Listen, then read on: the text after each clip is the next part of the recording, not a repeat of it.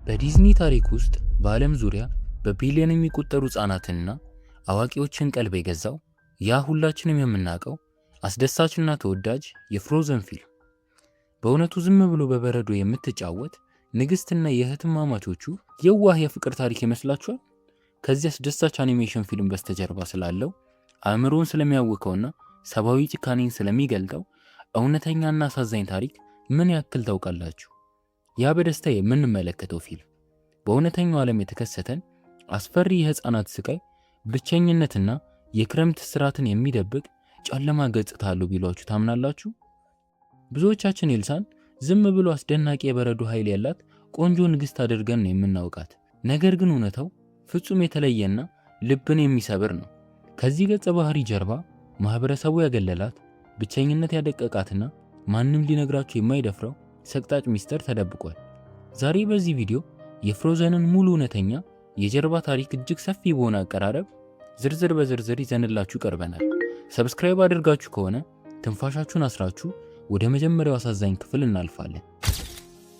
የመጀመሪያውና ትልቁ እውነተኛ ሚስጥር የሚጀምረው ከራሱ ከፊልሙ መነሻ ታሪክ ነው። ዲዝኒ ፍሮዘን የተባለው ፊልም የሰራው ሃንስ ክሪስቲያን አንደርሰን በ1844 በጻፈው ዘ ስኖ ኩዊን በሚለው ጥንታዊና አስፈሪ ተረት ላይ ተመስርቶ ነው። ነገር ግን ዲዝኒ ፊልሙን ለሕፃናት እንዲሆን አድርጎ ከመቀየሩ በፊት በዋናው ታሪክ ላይ የበረዶዋ ንግሥት ልክ እንደ ኤልሳ ደግና የዋህ አልነበረችም። ዋናው ታሪክ በእውነተኛው ዓለም በብርድና በረዶ በሚያጠቃቸው የሰሜን አገራት ይኖሩ የነበሩ ምስኪን ሕፃናት የሚያሳልፉትን አስፈሪ ስቃይ የሚገልጥ ነበር። በዋናው ታሪክ ላይ የበረዶዋ ንግሥት ክፉ ጭራቅ ነበረች። እሷ ካይ የተባለውን ትንሽ ሕፃን ልጅ ሰርቃ በመውሰድ በረዶ እንዲሆን አድርጋ በበረዶ ቤተ መንግሥቷ ውስጥ ያለምንም ፍቅርና ሙቀት ለብቻው አስረው ታሰቃየው ነበር። ወደ ዲዝኒ ስሪት እንኳ ብንመጣ የፊልሙ አዘጋጆች ከበስተጀርባው ያስቀመጡት እጅግ አሰቃቂ የስነ ልቦና ስብራት አለ። ኤልሳ ገና በልጅነቷ ኃይሏን መቆጣጠር ስላቃታትና እህቷን አናን ሳታውቅ ስላቆሰለችባት ወላጆቿ ከሰው ሁሉ ለይተው በአንድ ጠባብ ክፍል ውስጥ ዘጉባት። አስቡት፣ አንዲት ትንሽ ሕፃን ልጅ ምንም አይነት ሰብአዊ ግንኙነት ሳታገኝ የእናትና የአባቷን እቅፍ ሳታይ ከአሻንጉሊትና ከአራት ግድግዳዎች ጋር ለዓመታት እንድታድግ ስትደረግ ወላጆቿ ሁልጊዜ የሚሏት ደብቂው፣ አታሳይ፣ እንዳይታወቅብሽ የሚል የፍርሃት ቃል ነበር። ይህ በእውነተኛው ዓለም ከባድ ማህበራዊ መገለል የሚባል አሰቃቂ የስነ ልቦና ስቃይ ነው። ኤልሳ በዚህ ክፍል ውስጥ ያሳለፈችው ህይወት ከእስረኛ አይተናነስም። እጆቿ ላይ የምታደርገው ጓንት ኃይሏን ለመደበቅ ሳይሆን ማህበረሰቡ በሷ ላይ የጫነውን የእስራትና የፍርሃት ሰንሰለት የሚወክልም ነበር።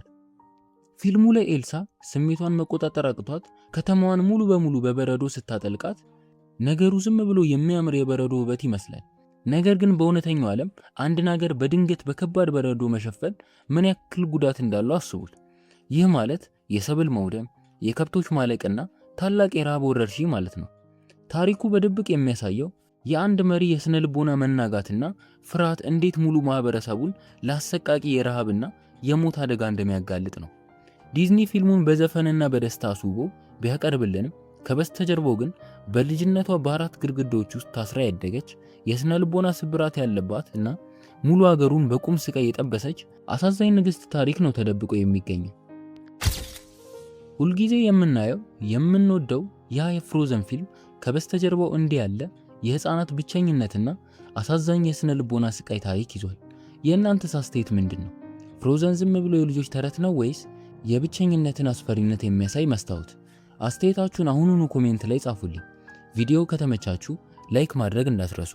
እንደዚህ አይነት በዓለማችን ላይ ያሉ ያልተሰሙ ድብቅና አስደናቂ ታሪኮችን ለማግኘት ወርቃማ ወርልድ ቻናላችንን አሁኑኑ ሰብስክራይብ በማድረግ የደውል ምልክቷን ይጫኑ።